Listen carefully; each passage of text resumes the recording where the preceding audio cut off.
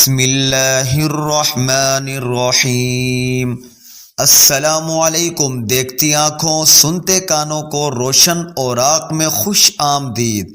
روشن اوراق کے ناظرین اور سامعین، نبی علیہ السلام کا فرمان گرامی ہے کہ دعا مومن کا ہتھیار ہے۔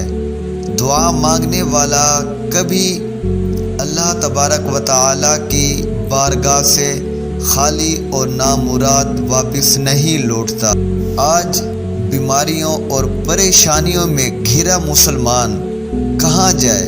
روشن اوراق کے ناظرین اور سامعین، آج کے دور کے اندر ہم بیماریوں اور پریشانیوں اور مصائب سے بچنا چاہتے ہیں تو ہمیں دوبارہ نبی علیہ السلام کے دربار میں آنا پڑے گا، ان کے بتائے ہوئے اعمال کو اپنانا پڑے گا۔ تین بڑی ایسی بیماریاں اور موذی بیماریاں جن سے بچنے کا ایک نبوی نسخہ اور نبوی دعا ہے، اور وہ دعا کیا ہے؟ اس دعا کو سننے اور جاننے کے لیے ویڈیو کے اینڈ تک جڑے رہیے گا۔ حضرت قبیصہ بن محارق رضی اللہ تعالی عنہ فرماتے ہیں کہ میں حضور نبی علیہ السلام کی خدمت میں حاضر ہوا۔ حضور پر نور نے پوچھا کہ کیوں آئے ہو؟ میں نے عرض کیا کہ یا رسول اللہ، میری عمر زیادہ ہو گئی، میری ہڈیاں کمزور ہو گئی، میں بوڑھا ہو گیا۔ آپ صلی اللہ علیہ وسلم کی خدمت میں اس لیے حاضر ہوا تاکہ آپ مجھے کچھ ایسا سکھائیں جس سے مجھے نفع ہو اور اس عمر میں میں کسی مصیبت اور بیماری، اندھے پن سے محفوظ ہو جاؤں۔ تو نبی علیہ السلام نے فرمایا، اے قبیصہ، یاد رکھو، صبح کی نماز کے بعد صرف 3 مرتبہ سبحان اللہ العظیم و بحمدہ پڑھ لیا کرو۔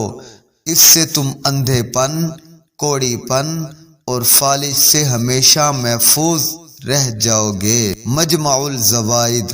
روشن اوراق کے ناظرین اور سامعین، اللہ تبارک و تعالی کی شان دیکھیے اور نبی علیہ السلام کا احسان دیکھیے۔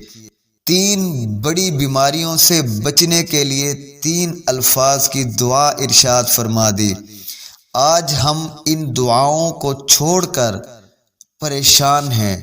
آئیے میں بھی اور آپ بھی اس بات کا عہد کریں کہ ہم ان دعاؤں کا اہتمام کریں گے تاکہ ہم بھی ان بڑی بیماریوں سے اور موذی تکلیفوں سے بچ سکیں۔ آمین آمین۔ اس طرح کی مستند اور اسلامک ویڈیوز دیکھنے اور سننے کے لیے چینل کو لائک کیجیے اور شیئر کیجیے اور سبسکرائب کیجیے۔